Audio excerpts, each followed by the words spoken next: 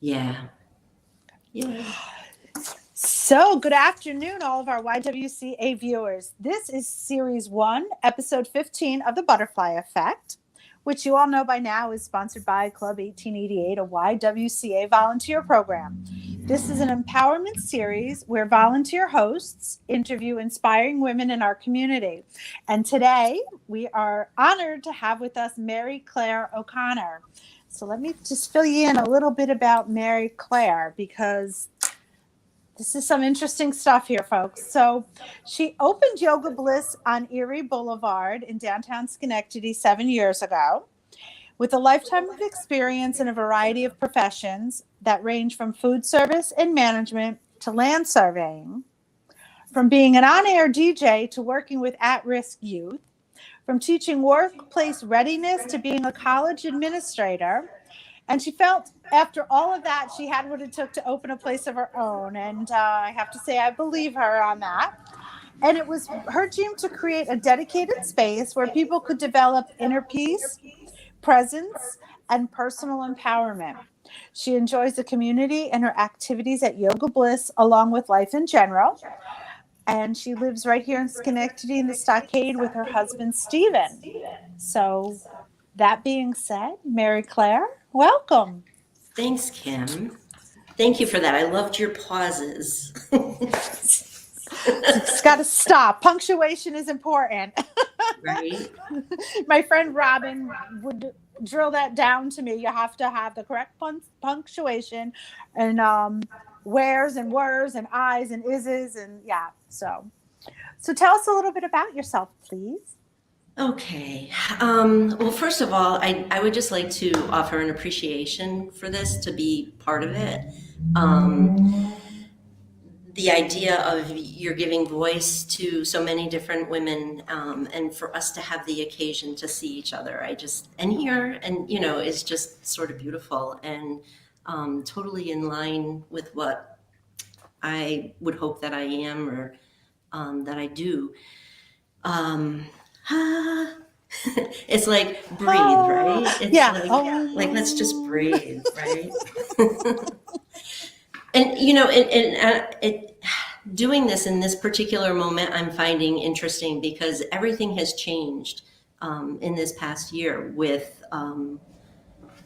Everything has changed this past year with COVID and with the shutdown and with the added anxiety of doing everything online. Like, oh, I wish I could be with you in the same room.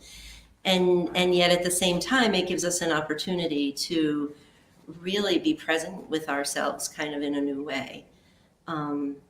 So I've done a bunch of different things in my life. I've had, you write a bio and it's like, what's our identity? And so I was kind of playing around with that a little bit in terms of how do I want to show up here today in this forum? And so I think in terms of, like we have all these past experiences and we've been formed in so many ways. And then how do we just take a moment and be present, not only in all that stuff that's outside of us, but what's within us? So, it's like, how do we come to that space of being present? So thank you for letting me be present here. Oh, we're honored that you took time out of your busy schedule to help us with this. So, and I know you've got a lot of great things to say and to do. I know we've known each other a few years. I know you've spoken to my Rotary Club and gosh, I don't even know where else. So this is going to be fun. So you ready for some questions? Sure. Okay. Let's start with who inspired you when you were young? Yeah. I think, well, and I love that, you ask when you're young, and, someone my age, when I was young, could have been, a bunch of lifetimes ago. I was still young at 18 and at 30 and at 40. But when I was still young at 50 something. Yeah, or at 60 something, as the case may be, right? Life is good. It's like, I'm going to be 62 this year, and it feels good. Yay. Awesome. Yay. Yeah. So, naturally, I would say my parents and even my elder siblings, We, growing up, it was church and it was scouts and it was work and it was school, like the importance of school.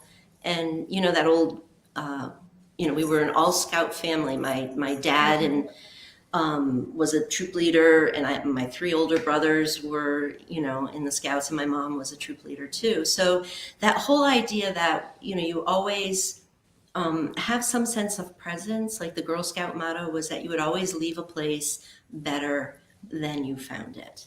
Correct. Always maybe just a tiny bit cleaner, a little bit clearer, a little bit kinder, whatever it might be. So that was pretty formative for me. The whole community, that time in Schenectady, what it was like to grow up, in Schenectady. And I enjoyed my teachers, my education here, and my elder siblings all wanted to hurry up and grow up and move out of town, and I was the one who was like, no, I want to stay here. But anyway, yeah, and then books a lot. I lived in books, so. Good Nancy Drew books. I read the whole Nancy Drew book series one summer and the whole Hardy Boys series. Little House on the Prairie. And right, all of them, yes. All of those. So you told us what and who inspired you when you were young. Who would you say was your mentor? And gosh knows we've all had more than one. So feel free to talk about who it is and at what time and space that, makes sense. Yeah, I think, mentors are blessings, in our lives in so many ways. And I wouldn't say that I had a specific mentor necessarily. But there were always people who came in, into my life and offered. I remember even, and I can't even remember his name, but a high school teacher who taught a class on the novel. And it was the first experience I ever had an elective because I was always pretty structured in where I was supposed to be. And when he said what we were going to be reading the next day, half the kids were no longer in class. But I felt like in that novel class, it opened like a whole world, because they were sort of heady novels, and so it was a whole philosophical opening. And then various teachers throughout school. I didn't go to college until I was in my 30s. But right now, if I was to choose, like I have this wonderful group of, they call themselves the soul sisters, like Your tribe. sisters, Yeah. and a tribe, yeah. And even being involved in the YWCA, or I was involved with the working group on girls, just so amazed, like the very first meeting I went to for the working group on girls, the amazing women who were there, wanting to offer mentoring to young girls today, in Schenectady. And as a having a yoga studio and having different teachers come in and teach, I'm finding the young gals who are coming in to teach are often my mentors, and I'll mention one, there's been a number of them, and they offer so much. Like, it just feels so good to listen to this younger generation and see myself even through their eyes too. It's pretty neat. Very cool. So how and what made you open up Yoga Bliss? Tell us a little bit more about that. Yeah, I think pretty much my last incarnation in education was working for Youth Build Schenectady, and I served as a transition counselor in that position, that job. I served in that capacity, and part of what we did was to like hold vision for them, so that they could see their beautiful selves, what they could do, what they could be, until they could hold that vision for themselves. And I was a transition counselor, so I would help them when it was time to get jobs, through the whole program, but then on the back end to get jobs or to go to school. Right. And when you work with a troubled or a demographic, you don't of of people who live a life so different than perhaps the life that you've lived, that certainly I lived. It's like, it's just, it's amazing, it's humbling, and then it can also be kind of traumatizing because you're constantly being brought into places of chaos and pain, and trying to problem solve, help people, out of those situations. So I really wanted the place where people could come and kind of leave all those things behind a little bit and be in a safe and sacred space where they could just really breathe and feel safe enough to go within and to be present with themselves. And I just think that that's like still super important for all of us. And a lot of what so that's why I got in, to Yoga Right. Bliss. And, unfortunately, and I could, use some mentors in this, it's like, I wanted to create safe and sacred space. I wanted people when they walked in the door to take a deep breath and be like, and But it they do. has that feel to it.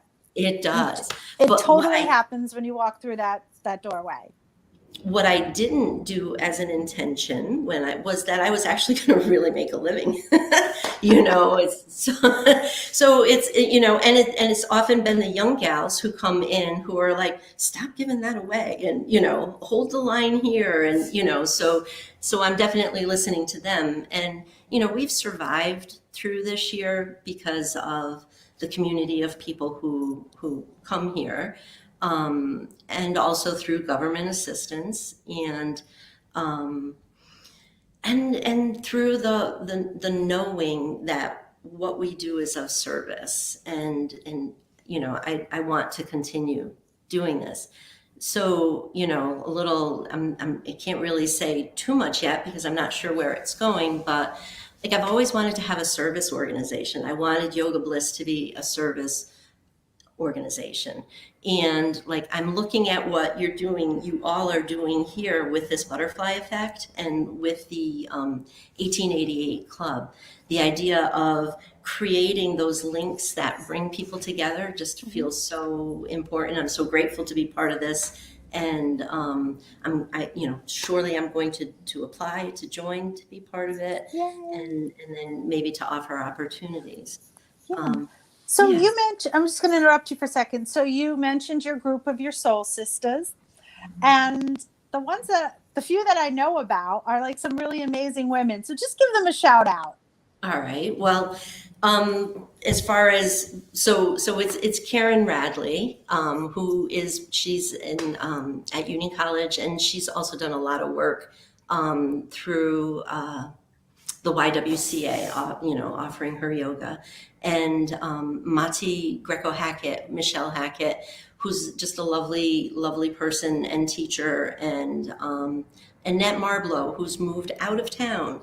And we all got together, this got created, this little group, and then it extends out, we're totally inclusive. There's a few other gals who have started to weave in and out. And but it started because we worked on the Peace Project a few years back, and it was through doing those meditations like daily together for an extended period of time that really created a strong bond. Right. And you mentioned people come into your life for a reason, whether it's long term or short term, and we all just kind of evolve around in what we're doing. But there's a meaning behind it. You got to kind of open it up to the universe, and it gives you what you need at that moment. But that you guys have such a strong bond, I find that's amazing, and how it all happened and it came together. And the Peace Project was an awesome project. What was that, 2-3 years ago? Yeah. Yeah. So now you know all this because you're so, learned and wise. What what advice would you give your 21-year-old self? I think I would tell myself to slow down a little. I was thinking about that because, I was trying to think, well, what was happening in my 21-year-old life? And, I was actually bizarrely enough, and without getting too personal, I was moving from husband one to husband two, basically when I was 21. And it was just like, whoa, I wish I had slowed down and thought a little bit more, about what was right for me on the inside. So, be present, slow down. We're always in such a hurry to get to the next. Yep. So that just kind of leads into the next question, segue as they call it. What do you want other women to know? What advice would you give us? Collective advice. Yeah. I think it's super, super important.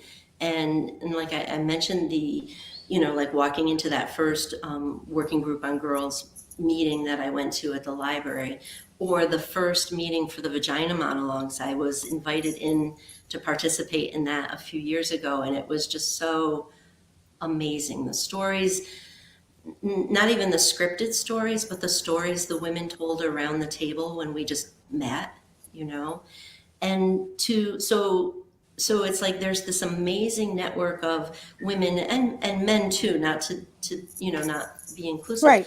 But the idea that, and I think I must have been like 59 when I went to that vagina monologues thing, and I still at that point in my life can feel the smallness, like, is anybody gonna like me? Like I was actually 12 years old and in middle school.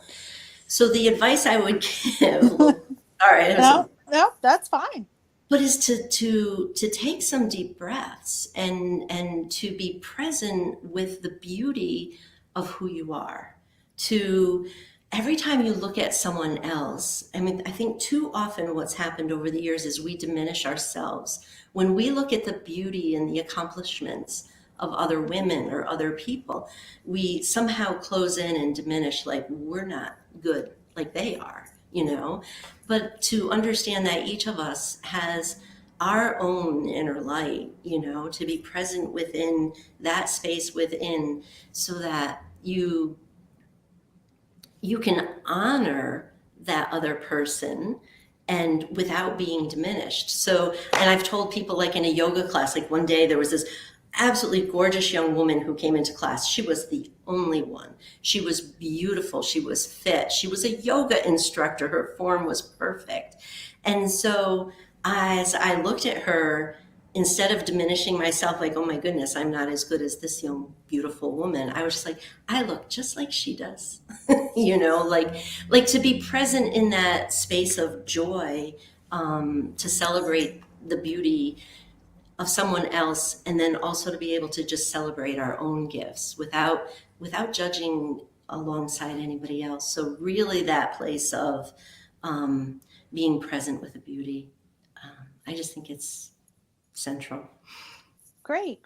So speaking of the vagina monologues, just got to throw this out there. Years ago, I went to a workshop in Manhattan with Eve Ensler, an organization that I was involved in. We were trying to bring a production of it, and I actually had forgotten that you were in that. I mean, that was, I hope, post-COVID, that comes back, because there's some really strong, powerful messages. And it was great. And to talk about men as well. I sat next to one of my neighbors that I used to see at the gym, and he was having a ball at it. It was a lot of fun. So thank you. You forgot to add actress to your resume. Oh, right. Yeah. Hey, you never know when you need that. Yeah. But so on to another question. So you've got obviously a very special talent. Yoga's not easy by any stretch of the imagination. It takes a lot of work, and a lot of dedication. And that's just hoping you even understand what you're doing. But other than your yoga gift, what else, other talents or gifts do you want to share with us?